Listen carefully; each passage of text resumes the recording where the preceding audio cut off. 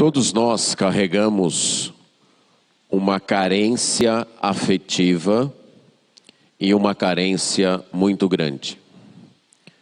É como se tivéssemos dentro de nós um vazio que só é preenchido por relacionamentos que tragam amor.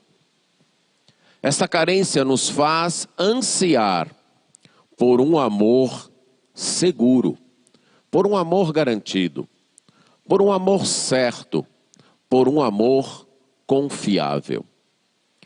Esta carência pode nos tornar muito vulneráveis.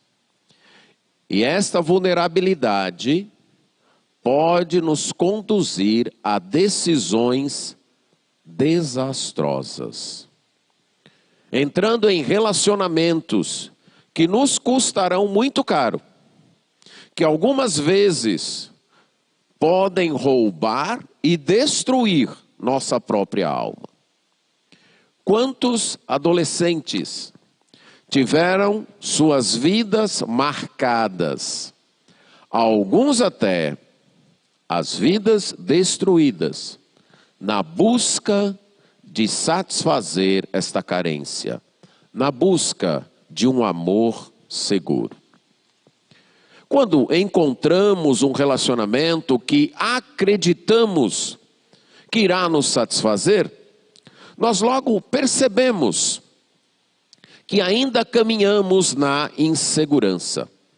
Somos acompanhados pelas dúvidas se realmente sempre seremos aceitos e amados. Se aquela pessoa a qual nós estamos confiando os nossos afetos irão sempre nos aceitar e nos amar.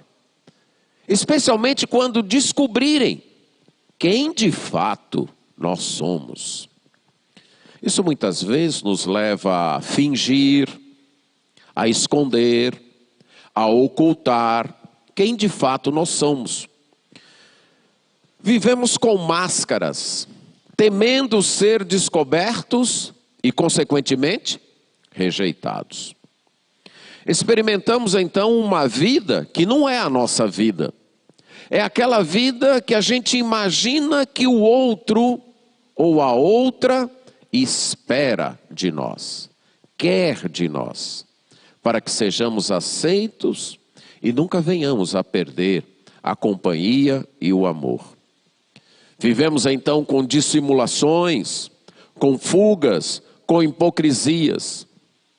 Algumas vezes somos dominados pelo desespero causado por esse medo de perder e passamos a fazer esforços exagerados para agradar a outra ou outras pessoas que nos cercam e assim conquistar, garantir o seu amor ou extrair o máximo que pudermos de segurança nesse amor.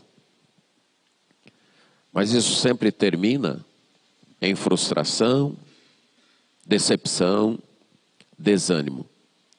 Pois descobrimos que nossos esforços nunca são suficientes para nos garantir um amor seguro. Sempre haverá uma fome na outra pessoa que somos incapazes de saciar. E uma fome em nós mesmos, que os outros não são capazes de saciar. Os relacionamentos construídos aqui sempre nos abandonarão, sempre nos deixarão na mão. Se não nos abandonarem pela dureza de coração das pessoas e do nosso coração, nos abandonarão pela dureza da morte, que é o fim de todos nós. Então os relacionamentos humanos sempre vão acabar. Agora, há um relacionamento que pode nos garantir um amor certo e seguro. Um amor que plenamente nos satisfaz. Há um relacionamento no qual nós poderemos receber plena aceitação, desfrutar de grande intimidade com toda segurança. É o relacionamento com o Senhor Jesus Cristo. O Senhor Jesus Cristo é o pastor excelente, que se relaciona com segurança com as suas ovelhas. E você pode até perguntar, mas como é este relacionamento seguro com o Senhor Jesus Cristo? Eu quero então, baseado no Evangelho de João, capítulo 10, versos 14 a 17, apresentar 3 características de um relacionamento com o Senhor Jesus Cristo, um relacionamento que plenamente satisfaz. Evangelho de João, capítulo 10, leremos os versos 14 a 17. São palavras do Senhor Jesus Cristo.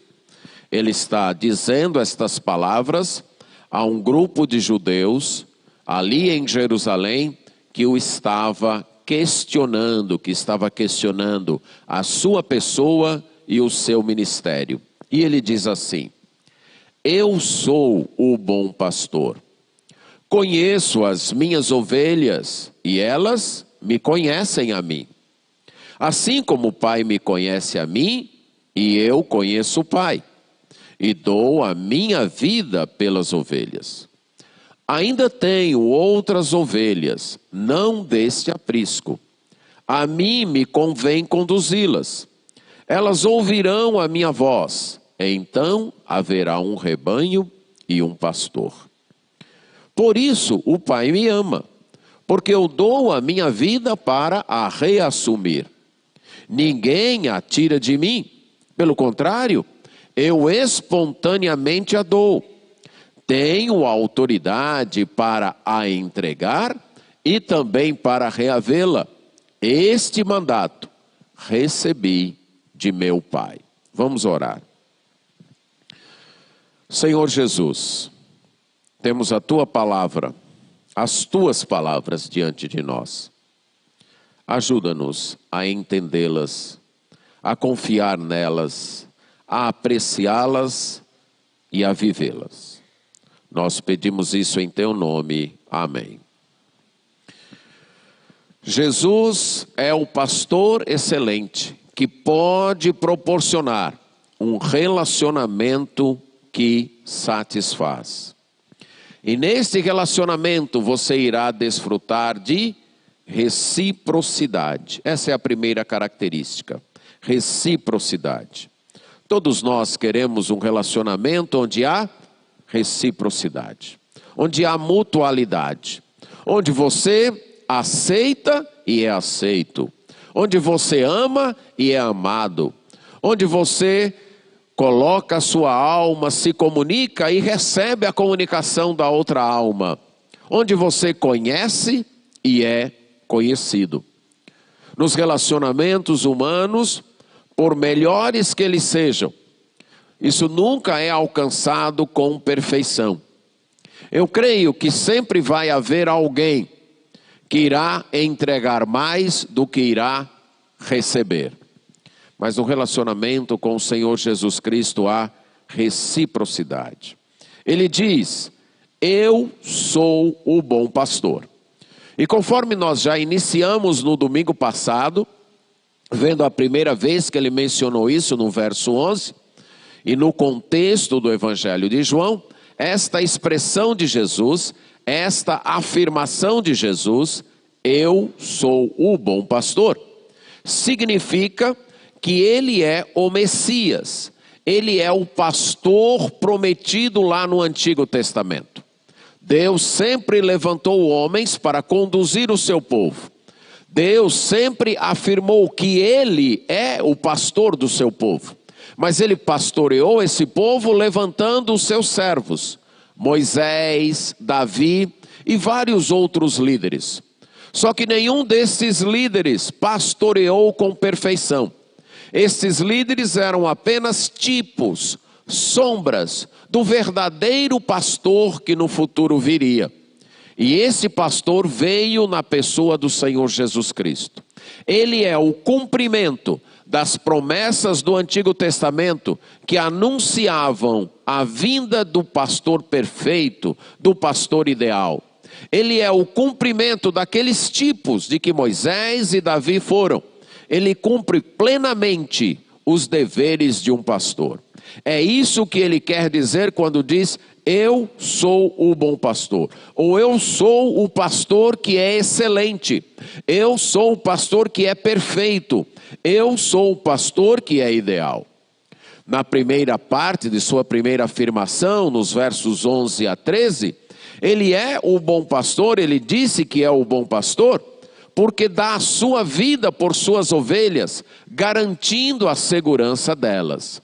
E aqui ele diz que ele é este pastor que é bom, que é ideal, porque ele conhece as suas ovelhas e as ovelhas o conhecem. Ele conhece as suas ovelhas. Conhecer aqui não significa apenas saber, apenas ter algum conhecimento na mente, algum conhecimento teórico. Se você tem alguma experiência nas Escrituras, você sabe que o verbo conhecer na Bíblia é utilizado para indicar relacionamentos. Desde o capítulo 4 de Gênesis, quando diz: e Adão conheceu Eva, sua mulher. E não está querendo dizer que ele conheceu no sentido de que ele foi apresentado a Eva, mas no sentido de que ele entrou num relacionamento íntimo com ela. E no decorrer de todo o Antigo Testamento nós percebemos isso. Por exemplo, no Salmo 1, quando diz que o Senhor conhece o caminho do justo, mas o caminho do ímpio perecerá. A frase não quer dizer que Deus conhece o caminho do justo e não conhece o caminho do ímpio no sentido de saber, de tomar conhecimento, porque Ele é o Deus que sabe todas as coisas, que conhece todos os caminhos. A palavra conhecer significa ter interesse, manter um relacionamento. Também no livro de Amós, capítulo 3, quando ele diz para o povo de Israel: de todas as famílias da terra, eu só conheci vocês. Significa o quê? Que Deus não conheceu mais nenhuma outra nação e só a nação de Israel, no sentido de saber da existência? É claro que não. Significa um conhecimento eletivo, um conhecimento amoroso, como se Deus estivesse dizendo: de todas as nações da terra, eu me interessei em manter um relacionamento apenas com vocês. E aqui fica claro que esse é o significado. Eu conheço as minhas ovelhas.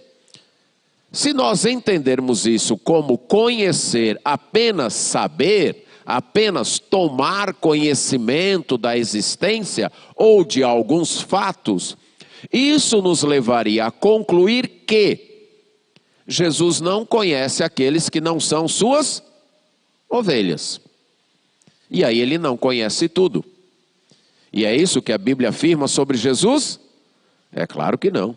Ele é onisciente, ele sabe de todas as coisas. Então, quando diz que ele conhece as suas ovelhas, é naquele sentido que aparece lá em Números e também na carta de Timóteo, que o Senhor conhece os que são seus. O Senhor sabe quem de fato é dele, quem de fato é a ovelha dele, e ele se relaciona com estas ovelhas. Já no verso 3 do capítulo 10, ele vai dizer que como pastor, ele chama as suas ovelhas pelo nome. Ele conhece a identidade de cada ovelha, ele sabe quem cada ovelha é. Ele se relaciona com estas ovelhas. Mesmo no uso comum nosso da palavra conhecer, nós percebemos que há níveis de conhecimento. Por exemplo, se alguém perguntasse: você conhece o presidente Temer? Você poderia responder sim e não. Conhece, se como eu conheço, pelos meios de comunicação. Sabe que ele existe, sabe o nome dele, sabe que ele é presidente. Mas poderíamos responder não. Eu não convivo com ele. Eu não sei quem de fato ele é. Eu não tenho uma convivência com a pessoa a ponto de dizer eu o conheço. Porque conhecer alguém iria demandar um relacionamento de proximidade, um relacionamento de intimidade, de você conviver com a pessoa. Quando o Senhor Jesus diz, eu conheço as minhas ovelhas, Ele está querendo dizer, eu amo as minhas ovelhas. Eu sei quem elas são. Eu convivo com elas. Eu sei a identidade delas, o nome delas. Eu sei os seus gostos, eu sei os seus hábitos. Eu sei quem de fato são e como são as minhas ovelhas. Ser conhecido assim por alguém é assustador, não é? Nós não conhecemos ninguém totalmente, ainda bem. Porque se a gente conhecesse o coração das pessoas, haveria muito pouco amor e amizade nesse mundo. Você pode ter certeza disso, certo? Agora, Jesus sabe exatamente como eu sou e como você é. E mesmo assim Ele nos ama. Ele nos conhece. Nós não precisamos fingir para Jesus. Nós não precisamos ocultar nada de Jesus. Nós não precisamos usar uma máscara no relacionamento com Jesus. Ele sabe quem eu sou. Ele sabe tudo que vai no meu coração. Ele me conhece melhor do que eu mesmo. Ele sabe das minhas intenções, das minhas motivações, dos meus sentimentos, dos meus medos, dos meus pecados, dos meus erros. Ele sabe de tudo. E mesmo assim, Ele me ama. E mesmo assim, Ele ama as suas ovelhas. Jesus nos conhece plenamente. Uma das nossas lutas é pela identidade. É reconhecer quem de fato nós somos. E nessa luta por identidade, a gente sempre oscila entre ser o que a gente quer ou ser o que os outros esperam da gente. O que os outros esperam que a gente seja. Nenhuma das duas situações nos satisfazem. Nem ser o que de fato nós queremos, nem ser o que a gente acha que as outras pessoas esperam de nós.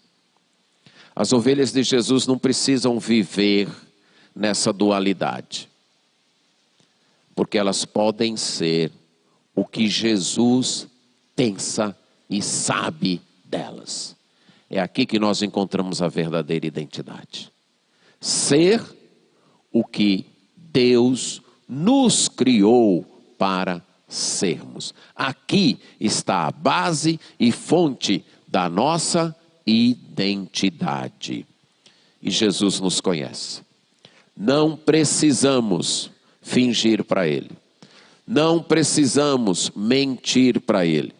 Não precisamos dizer Senhor e apresentar certas desculpas quando nós erramos. Ele sabe o que eu fiz e por que eu fiz. Ele sabe quem eu sou e por que eu sou assim. E mesmo assim, Ele nos ama. Mas Jesus também diz que as ovelhas o conhecem. Eu sou o bom pastor, conheço as minhas ovelhas e elas me conhecem.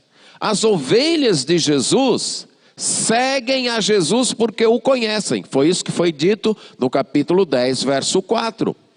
As ovelhas o seguem porque lhes reconhecem a voz. O conhecer de Jesus para conosco é um tanto diferente do nosso conhecer para com Ele.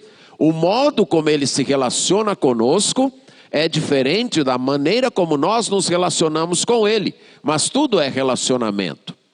E é assim os relacionamentos. Por exemplo, uma mãe ama o seu filho e o filho ama a mãe.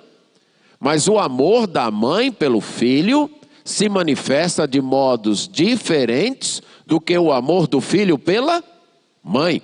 A mãe ama e conhece o seu filho, cuidando do filho, exortando o filho, educando o filho. E o filho manifesta seu amor pela mãe como? Respeitando, obedecendo, honrando.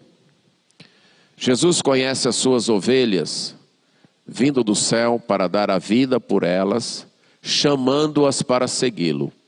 E as ovelhas de Jesus demonstram que conhecem Jesus, identificando a sua voz e seguindo, obedecendo.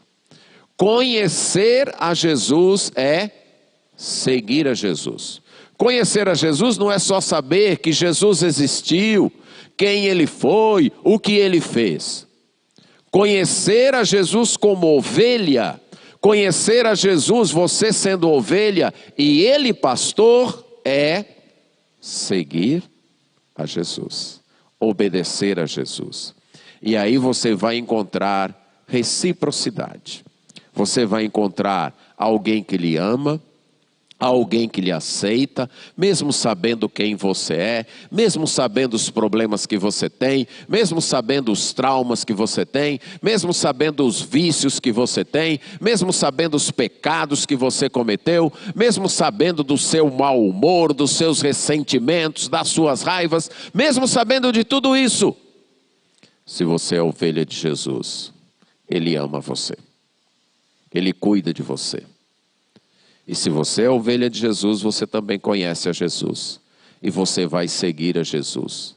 E porque você conhece a Jesus, sabe quem de fato Jesus é, você nunca vai deixar de seguir a Jesus. Quem deixa de seguir a Jesus é porque não conhece Jesus, é claro, é óbvio. Porque quem de fato conhece Jesus e sabe que ele cuida de você, que ele ama você, que ele aceita você, que ele perdoa os seus pecados, que ele tem prometido o céu para você, você vai deixar de segui-lo por quê? O que nesse mundo pode justificar alguém que de fato sabe quem Jesus é, conhece Jesus, sabe que ele é todo poderoso, ele é sábio, que ele ama, que ele é gracioso, que ele perdoa, que ele salva, que ele dá o céu? Porque o que justificaria alguém de por qualquer razão deixar de seguir a Jesus? O quê? Você pode pensar em algum motivo, alguma razão? Não, eu tenho uma razão para não seguir a Jesus. Só há uma razão que a pessoa pode, quando ela alegar, nós vamos identificar. Ela de fato não conhece Jesus. Ela não sabe quem de fato Jesus é, o que ele fez e o que Jesus sente por ela. Essa é a única razão. Por isso que Jesus diz, ele é o pastor ideal, o pastor excelente. Ele é o único pastor que nunca vai decepcionar você. Guarde isso que eu estou dizendo. Jesus é o único pastor que nunca irá decepcionar você. Somente Jesus. Porque ele é o bom pastor. Ele é o pastor excelente. Ele é o pastor ideal, o pastor perfeito. Ele conhece você. E se você é a ovelha dele, você também conhece ele. Jesus então é o bom pastor, que proporciona um relacionamento que satisfaz.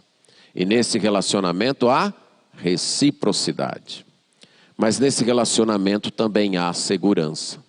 Jesus diz, como o Pai me conhece a mim, eu conheço o Pai e dou a minha vida pelas ovelhas. Ainda tenho outras ovelhas não desse aprisco, a mim me convém conduzi-las. Elas ouvirão a minha voz, então haverá um rebanho e um pastor. No relacionamento com Jesus, há segurança. Você encontra segurança. Esta segurança é baseada num outro relacionamento que Jesus tem, num relacionamento eterno que Jesus tem com o Pai. Ele diz: como o Pai me conhece, também eu conheço o Pai. Da mesma maneira que o Pai conhece a mim, ele está se referindo a Deus Pai, ele diz: eu também conheço o Pai. E é esse relacionamento que ele tem com o Pai que é a base para o nosso relacionamento com ele. Veja o que ele disse no Evangelho de Mateus, capítulo 11, verso 27. Mateus 11, 27. Tudo me foi entregue por meu Pai. Ninguém conhece o Filho senão o Pai.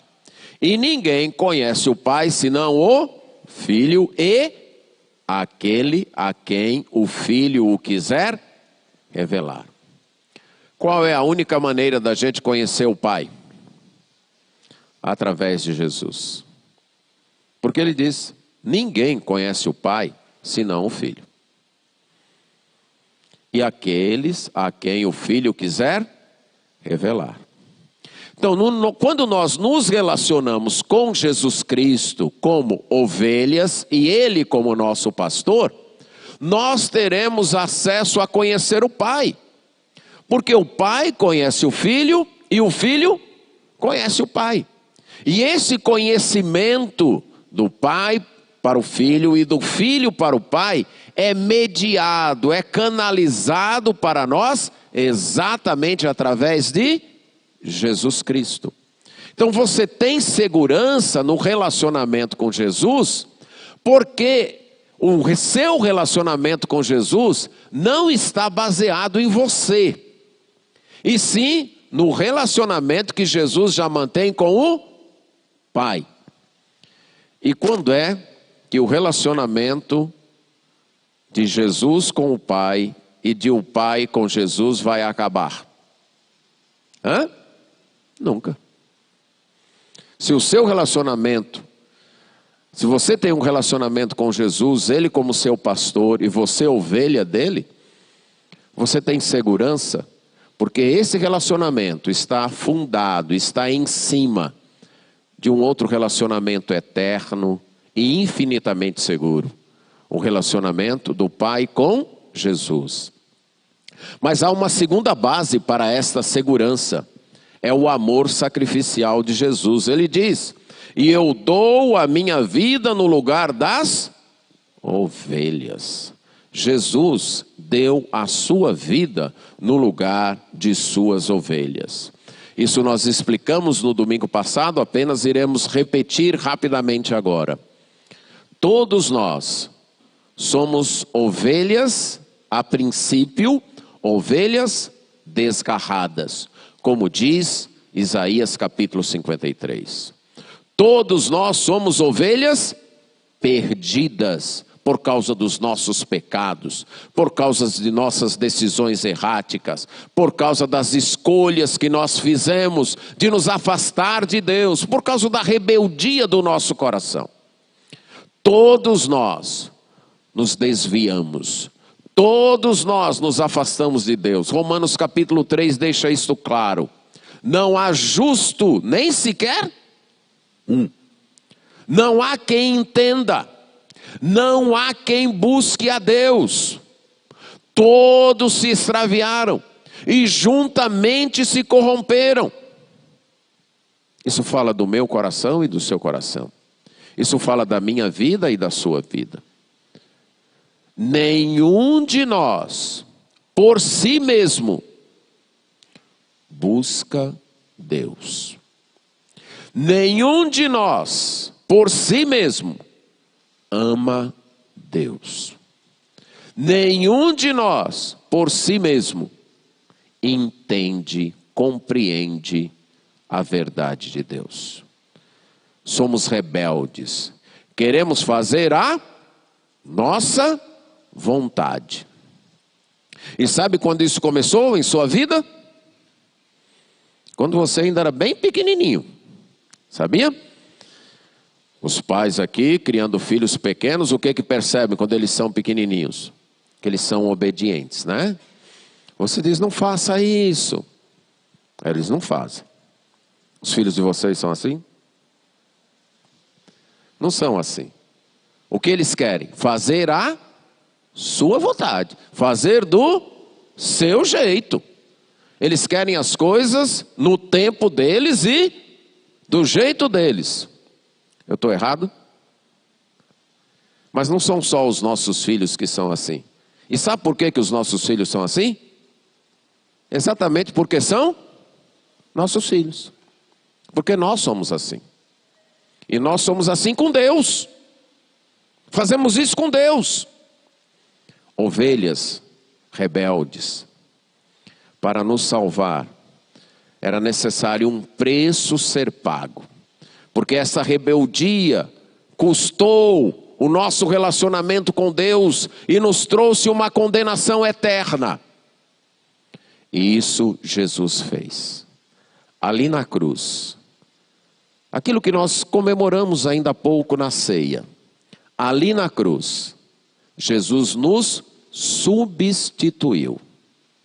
Ele pagou a penalidade, o inferno que eu e você merecíamos, ele pagou. É isso que ele quer dizer, que ele dá a sua vida no lugar de suas ovelhas. Ele sofreu a penalidade infernal que eu e você merecíamos. Ele deu a sua vida em nosso lugar. E nisso está a nossa segurança. O preço já foi pago. E foi pago por ele. Não em nada que nós fazemos. Algumas pessoas entendem que a sua segurança no relacionamento com Deus depende de algo que elas fazem. Se elas se esforçarem muito, se elas trabalharem muito, se elas fizerem isso ou aquilo bem feito, então Deus vai me aceitar. Se eu me esforçar muito e for uma pessoa correta, se eu me esforçar muito e for uma pessoa honesta, se eu conseguir mais acertar do que errar, então Deus vai me amar. Então Ele vai me querer para Ele. O problema é que por mais que eu me esforce, eu não consigo ser bom. Eu não consigo acertar sempre. Eu não consigo satisfazer os padrões de Deus. Se você convive com pessoas perfeccionistas, seja no casamento, seja no emprego, você já percebeu que por mais que você faça, essas pessoas sempre vão encontrar um defeito. Já percebeu isso, né? Você fez, não é possível que dessa vez, não, mas isso aqui, ó, ficou bem feito, não, poderia ser melhor, aquilo ali também poderia ser melhor. Elas sempre vão encontrar, né? As pessoas que são perfeccionistas por defeito, porque elas também não são perfeitas, certo? Então por que cobram a perfeição dos outros? Agora Deus é perfeito. E sempre que Ele olhar para a minha vida, Ele vai ver defeitos. E aí Ele sim, com razão, porque Ele é perfeito. Mas Ele é perfeito e não pode aceitar imperfeições no céu. E aí, como é que fica? Jesus veio, morreu na cruz, em nosso lugar. Deu a sua vida em nosso lugar. As ovelhas de Jesus, quando Deus olha para elas, Deus não vê os defeitos delas, porque Ele vê a perfeição de Jesus Cristo. É por isso que as ovelhas de Jesus vão para o céu. Não porque elas são perfeitas, mas porque ao olhar para elas, Deus vai ver Jesus no lugar delas. porque Jesus deu a sua vida por elas. É nisso que está a nossa segurança. A segurança de sua salvação, se você é ovelha de Jesus, não reside no seu comportamento, não reside em sua sensação de certeza, não reside em seus sentimentos, não reside em você, reside na cruz de Cristo, no sacrifício que Jesus fez na cruz. Ali está a nossa garantia, ali está a nossa certeza. Mas a terceira base, Jesus diz assim: eu ainda tenho outras ovelhas que não são deste aprisco. E aqui ele se refere ao aprisco judaico. Ele estava entre os judeus e ele diz: eu ainda tenho outras ovelhas que não são desse aprisco. Jesus estava se referindo a todas as suas ovelhas que não pertenciam ao povo judeu. Naquele momento ele havia chamado do aprisco judaico um homem que era cego e que ele havia curado. E esse homem havia se tornado ovelha de Jesus. Ele também estava chamando outras pessoas ali dentre os judeus. Mas aí ele diz: mas eu tenho outras ovelhas ainda, que não são desse aprisco. Jesus conhece todas as suas ovelhas, tanto as que já creram, como as que ainda vão crer. Essa é a terceira base da segurança que nós percebemos aqui. Aqueles que são ovelhas de Jesus não vão se perder, porque Jesus conhece. Jesus sabe quem são. Mas em quarto lugar, Jesus se sente na obrigação de ir atrás dessas ovelhas. Ele diz: ainda tenho outras ovelhas, não desse aprisco, a mim me convém conduzi-las. A palavra aqui que na minha versão, a expressão que na minha versão foi traduzida, me convém, na língua original do Evangelho, quer dizer, é necessário, tem que ser. Jesus está dizendo: eu ainda tenho outras ovelhas que não são desse aprisco, e eu tenho que guiá-las, eu tenho que conduzi-las, eu não posso deixar de achá-las. Está fora de cogitação, está fora de pensamento, não existe a possibilidade de eu não achar estas ovelhas, porque elas são minhas ovelhas. Eu dei a minha vida por elas, eu paguei caro por elas, eu conheço elas. Não existe a mínima possibilidade de eu não ir atrás delas e resgatá-las, porque elas são minhas ovelhas.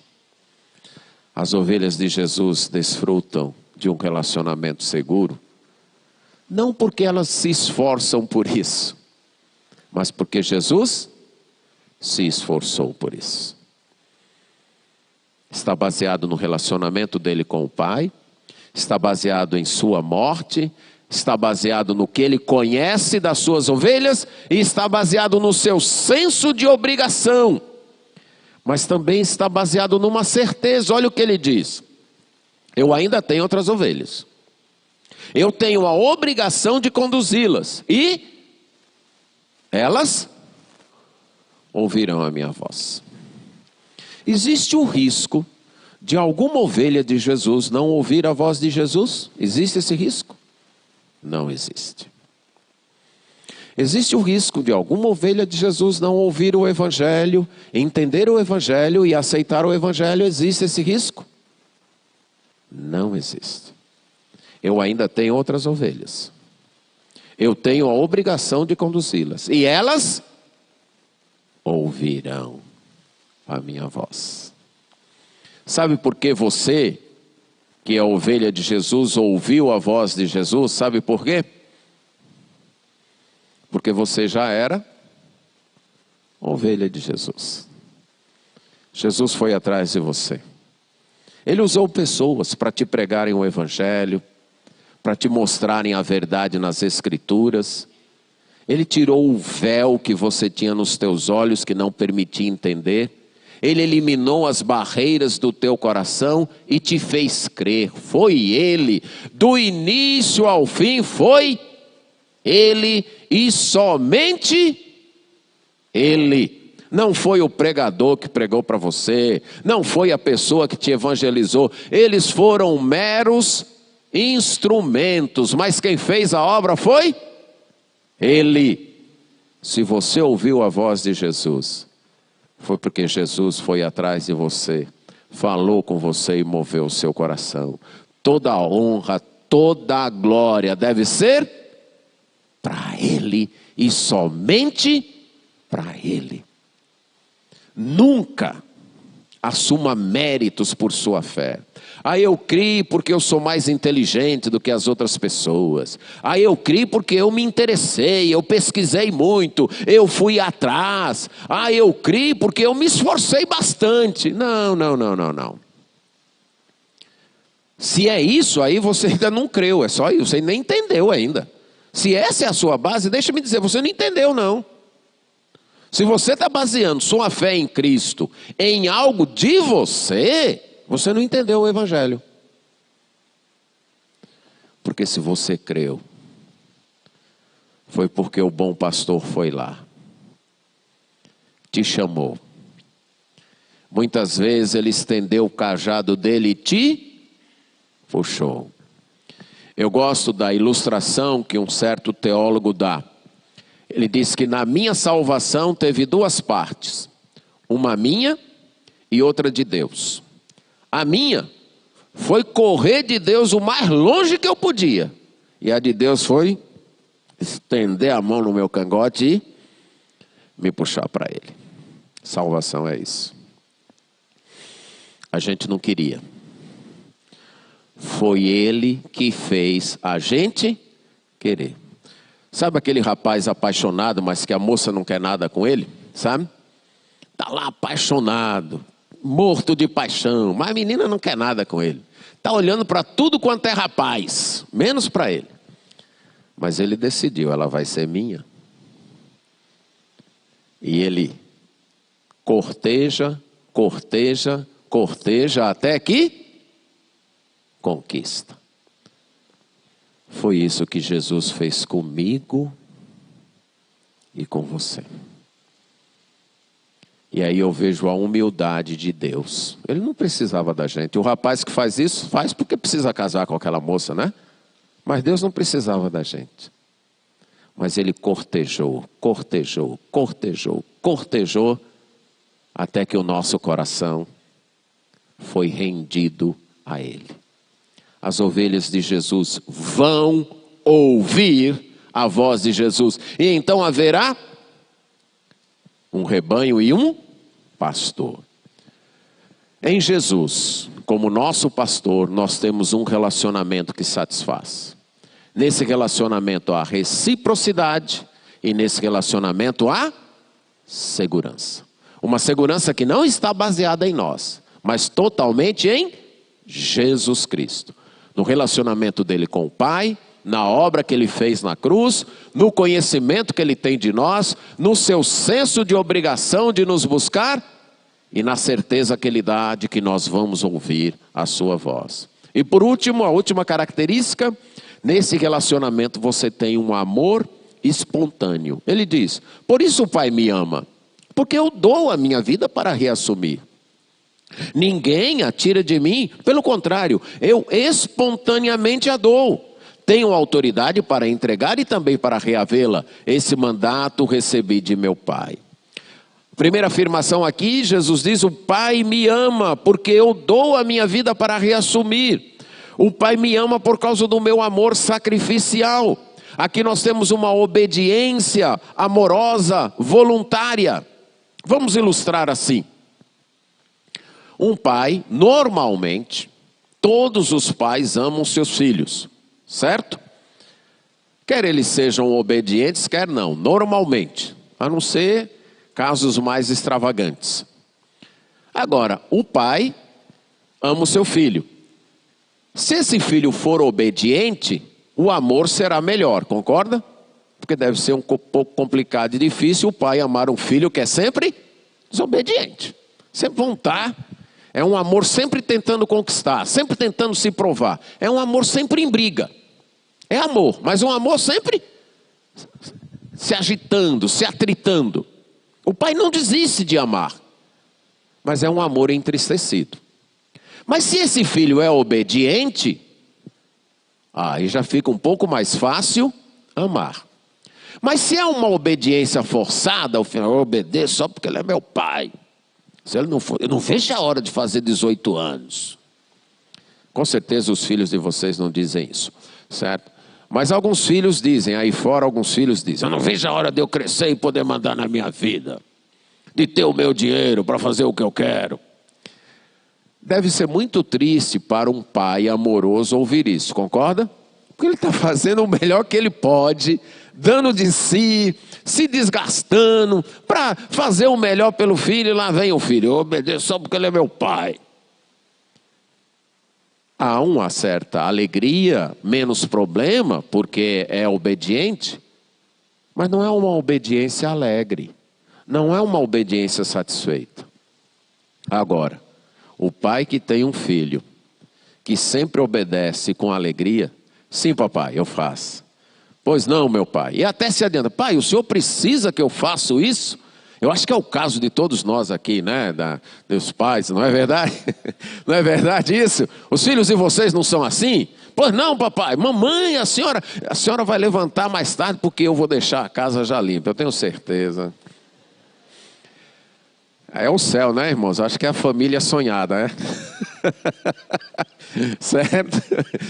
Mas imagine esse tipo de relacionamento de um pai com um filho que sempre obedece, mas sempre obedece alegremente, sempre obedece satisfeito, obedece porque confia no pai. O pai me mandou estudar e eu vou estudar, porque eu sei que o meu pai me ama, que o meu pai quer o melhor para mim, então eu faço com alegria, porque eu confio no amor do meu pai. Esse é o relacionamento entre Deus Pai e Deus Filho. É isso que Jesus está dizendo. O pai me ama, porque eu obedeço espontaneamente. Eu obedeço de coração. Eu dou a minha vida e eu vou reassumi-la. E aqui Jesus fala de sua obra completa. Não só a morte, mas também a ressurreição. Ele entregou a sua vida, mas reassumiu essa vida através da ressurreição. Porque esse era o plano do Pai.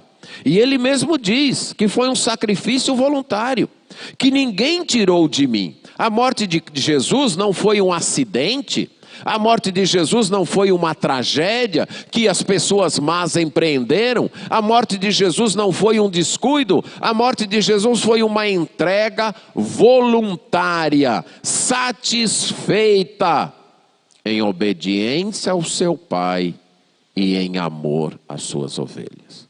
Ninguém a tira de mim, eu espontaneamente a dou. E ele diz, eu tenho autoridade, eu tenho direito para entregar e para reavê-la. E esse mandato eu recebi do meu Pai.